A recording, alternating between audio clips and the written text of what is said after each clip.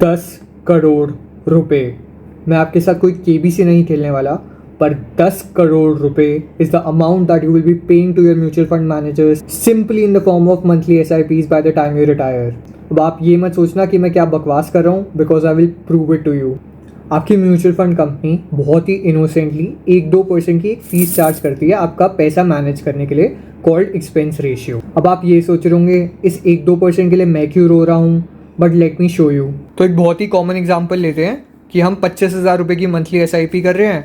हमारा फंड कह रहा है कि मैं 17% का रिटर्न जनरेट कर सकता हूँ ईयर ऑन ईयर, और हम कुछ 30 साल का ड्यूरेशन पकड़ते हैं इसके लिए, क्योंकि रिटायरमेंट की एज कुछ 55-60 डिपेंडिंग ऑन योर एज वैसी ही होगी। तो इससे हमारी 30 साल बाद रिटायरमेंट की एज पे एक अमाउंट बनता है 28 करोड़ रुपए का। अब इसमें से आप सीधा सीधा 10 करोड़ रुपए हटा दो, क्योंकि अगर यही सेम कैलकुलेशन मैं 15% के रिटर्न से करूं, क्योंकि वो 1-2% का एक्सपेंस रेशियो लग रहा है ना, तो ये सिर्फ 17.5 करोड़ रुपए रह जाएगा। तो इसका ये मतलब है कि आपने अपना 30-40% का प्रॉफिट सीधा सीधा म्यूचुअल फंड मैनेजर को डोनेट कर दिया है। अब ऑब्वियस काउंटर क्वेश्चन आने वाला है कि भाई म्यूचुअल फंड भी ना करें तो करे क्या। तो बहुत ही ध्यान से देखना ये वीडियो, मैं बहुत ही बेसिक तरीके से समझाने वाला हूँ। एंड यार अगर टाइम नहीं है ना तो प्लीज़ सेव कर लो या सब्सक्राइब कर लो, एंड बाद में आके जब टाइम हो तो आराम से देख लेना, क्योंकि ये बहुत ही इंपॉर्टेंट वीडियो है, because it will really help you down the line. And मैं इस वीडियो में जितने भी लाइज है ना म्यूचुअल फंड इंडस्ट्री के बारे में सारे ब्रेक डाउन करने वाला हूँ, and buy the end of this video you will be a better investor. चलो अब आई एम रियली होपिंग कि सिर्फ सीरियस इन्वेस्टर्स ही बचे होंगे जो अपनी वेल्थ को ग्रो करना चाहते हैं। तो लेट्स स्टार्ट दिस वीडियो। तो एक बहुत ही कॉमन परसेप्शन है मार्केट में कि mutual funds are very professionally managed, and यहाँ पे भर भर के एनालिस्ट बैठे होते हैं, तो इतना ज़्यादा रिटर्न जनरेट करना एक रिटेल इन्वेस्टर के लिए तो इम्पॉसिबल हो जाता है। Well let me just shatter this myth for you. तो ये ग्राफिक देख रहे हो आप, it says 60% of the mutual funds fail to beat their benchmark. भाई मैं नहीं कह रहा हूँ, ये इकोनॉमिक टाइम्स का आर्टिकल है जो ये कह रहा है। तो यार let me simplify it for you little. तो लार्ज कैप फंड्स होते हैं, उनका बेंचमार्क होता है निफ्टी 50। अब निफ्टी 50 एक इंडेक्स है जिसमें सारी इंडिया की टॉप 50 कंपनीज हैं, like Reliance, TCS etcetera etcetera. तो बेसिकली यार हम जब भी बोलते हैं ना कि मार्केट बहुत ही ज़्यादा बढ़ गया है या गिर गया है, we are basically talking about the Nifty 50 और सेंसेक्स। तो भाई अगर ये लार्ज कैप म्यूचुअल फंड्स एक इंडेक्स का रिटर्न भी नहीं बीट कर पा रहे, जिसको कोई मैनेज ही नहीं करता, तो भाई इनको 10 करोड़ रुपए किस बात के दे हम लोग अपनी रिटायरमेंट के। तो अब आ जाते हैं नेक्स्ट मिथ पे कि भाई हमारे पास तो टाइम ही नहीं होता मार्केट देखने का, हम कैसे इन्वेस्ट कर लें। तो यार गाइस सिंपली ये बोल देना कि मेरे पास तो बिल्कुल टाइम ही नहीं है स्टॉक मार्केट एनालाइज करने का।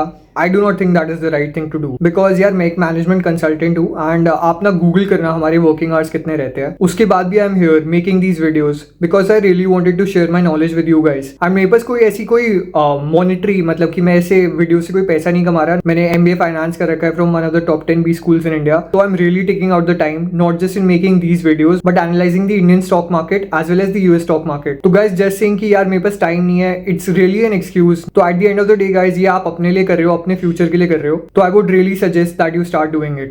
तो यार अभी तक आप SIP कर रहे थे ना बिना देखे म्यूचुअल फंड्स में, अब उस म्यूचुअल फंड की जगह आप उस इंडेक्स में इन्वेस्ट कर दो जो बेंचमार्क है।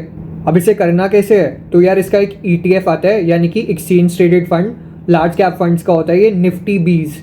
तो ये इतना कोई कॉम्प्लिकेटेड कॉन्सेप्ट तो है नहीं। इसका मतलब सिंपली ये होता है कि जो निफ्टी 50 है वो 22,000 रुपये का है, तो भाई इसमें सब तो इन्वेस्ट नहीं कर पाएंगे।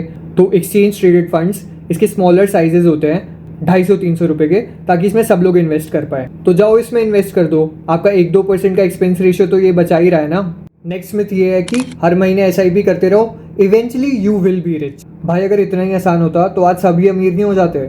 मार्केट ऊपर जा रही है तब भी आप उतना ही इन्वेस्ट कर रहे हो, मार्केट नीचे जा रही है तब भी आप उतना ही इन्वेस्ट कर रहे हो। भाई आपके सारे रिटर्न्स एवरेज आउट हो जाएंगे और बहुत ही कम रिटर्न बनेगा ईयर ऑन ईयर।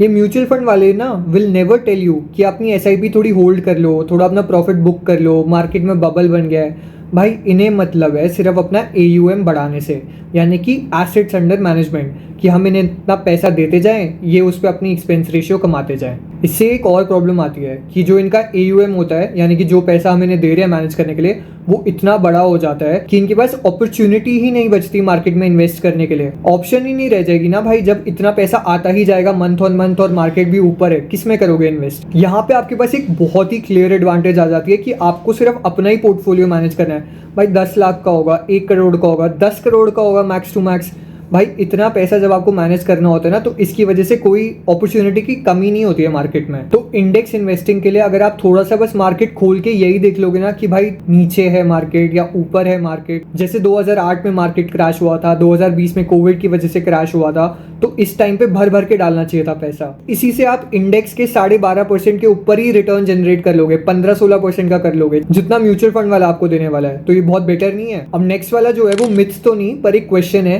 कि भाई when do you sell your mutual funds? तो इसका कोई करेक्ट आंसर नहीं है। म्यूचुअल फंड्स भी at the end of the day collection of stocks है। तो एक कलेक्शन ऑफ स्टॉक्स में कभी कोई ऊपर होगा, कभी कोई नीचे होगा। You can never decide when to sell. इसलिए खुद का पैसा मैनेज करना, इंडिविजुअल स्टॉक्स पिक करना एक बहुत ही इंपॉर्टेंट स्किल है जो आनी ही आनी चाहिए।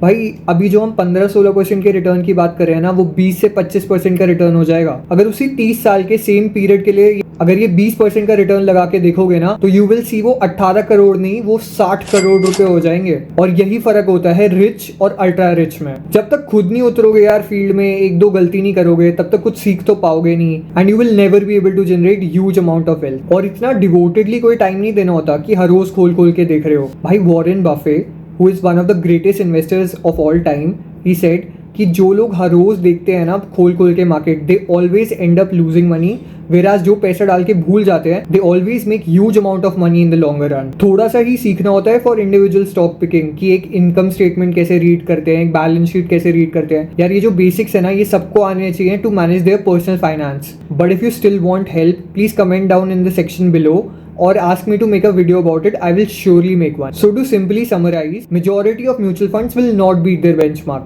1-2% का एक्सपेंस रेशियो जो आज लग रहा है, वो डाउन द लाइन 10-15 करोड़ का नुकसान कर जाएगा। Learn what is index investing and buy the market dips, and finally learn individual stock picking and how to manage your own money. So if you watch till the end, please like the video, please share, please comment. Thanks for watching.